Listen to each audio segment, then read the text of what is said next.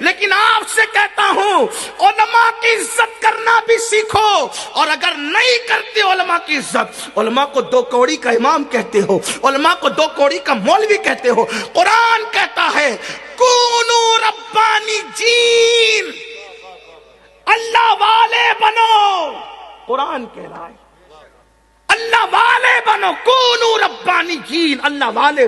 کون اللہ والے؟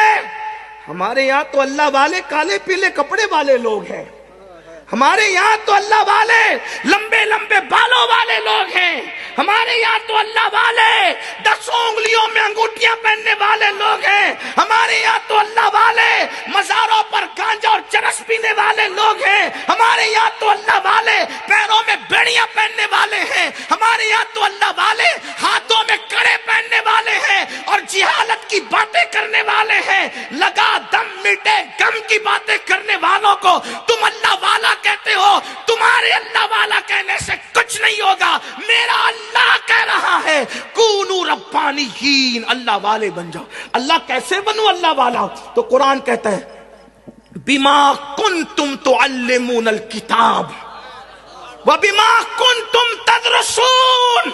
اللہ والا بننے کا طریقہ یہ ہے کہ کتاب کا علم حاصل کرو، کتاب کا علم دو، کتاب کا درس دو، کتاب کی تعلیم دو۔ گویا کہ جب تم کتاب کا درس دو گے اور اس کی تعلیم دو گے، کوئی تمہیں اللہ والا کہے نہ کہے، اللہ تمہیں اللہ والا کہے گا۔ بے شک، سبحان اللہ سبحان اللہ۔ اب پتا چلا جس کو تم دو کوڑی کا مولوی کہتے ہو اس کو اللہ کہہ رہا ہے اللہ والا، اللہ والا اس کو اللہ کہہ رہا ہے۔ ان کی قدر کرنا، اور نہ قدر کرو گے تو میں نہیں کہہ رہا ہوں، ہندوستان کا سب سے بڑا سچا پیر، ہندوستان کا سب سے بڑا سچا پیر جس نے 90 لاکھ کو ایمان کی دولت عطا کی، سبحان اللہ سبحان اللہ۔ وہ غریب نواز فرماتے ہیں کہ ہمارے دور میں ایک شخص تھا جو علماء کو دیکھ کر کے منہ پھیر لیتا تھا۔ کچھ ایسے گھمنڈی ہیں جو ڈاکٹروں کے لیے تو اٹھ کر کھڑے ہوتے ہیں، عالم کے لیے نہیں، انجینئر کے لیے تو اٹھ کے کھڑے ہوتے ہیں، عالم کے لیے نہیں، جج کے لیے تو اٹھ کے کھڑے ہوتے ہیں، عالم کے لیے نہیں، سب کی عزت کرتے ہیں۔ ہاں تمہارے گھر کے ولیموں میں اگر کوئی انجینئر اور ڈاکٹر آئے اس سے اٹھ کے مصافحہ ہوگا، امام صاحب اور عالم آئے تو کسی کو کہے گا بٹھا دو یار، چلو ابھی بڑے مہمان آئے ہوئے ہیں۔ عالم سے بڑا جو نائب رسول ہے اس سے بڑا بھی تیرے گھر کوئی مہمان ہوگا، وہ عالم جو قبرستان جائے تو 40 دن کے لیے قبروں کا عذاب اٹھا لیا جائے، وہ عالم اللہ اکبر جس کے قدم پڑے تو خدا کی رحمتوں کا نزول ہو۔ اللہ اللہ، ابھی میں عالم کی تعریف بھی کر دوں گا، آپ ٹینشن میں نہ جائیں، اس لیے کہ آپ مجھ سے یہی کہیں گے کہ جو مسجد میں بیٹھ کر موبائل پہ گیم کھیل رہا ہو، مولانا مجھ کو بھی عالم مان لیں۔ ہاں ہاں، لڑکیوں کے ساتھ جس کی افیئر ہم اپنی آنکھوں سے دیکھیں، کیا مجھ کو بھی عالم مان لیں؟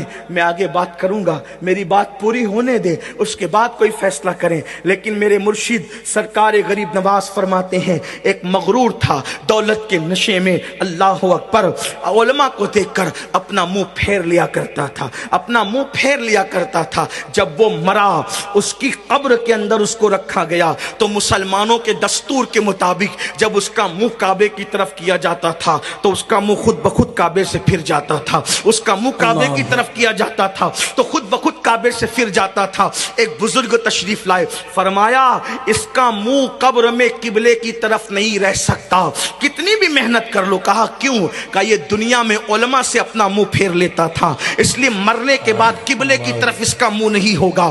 یہ ہے عالموں کی بے عزتی کا نتیجہ۔ میرے امام اہل سنت سیدی اعلیٰ حضرت فتاوی رضویہ شریف میں لکھتے ہیں کہ عالم ربانی کی توہین کرنے والے کے لیے ڈر ہے، جب وہ مرے گا تو کافر ہو کر کے مرے گا۔ اس لیے میرے بھائیوں، علماء کی عزت کرنا سیکھو۔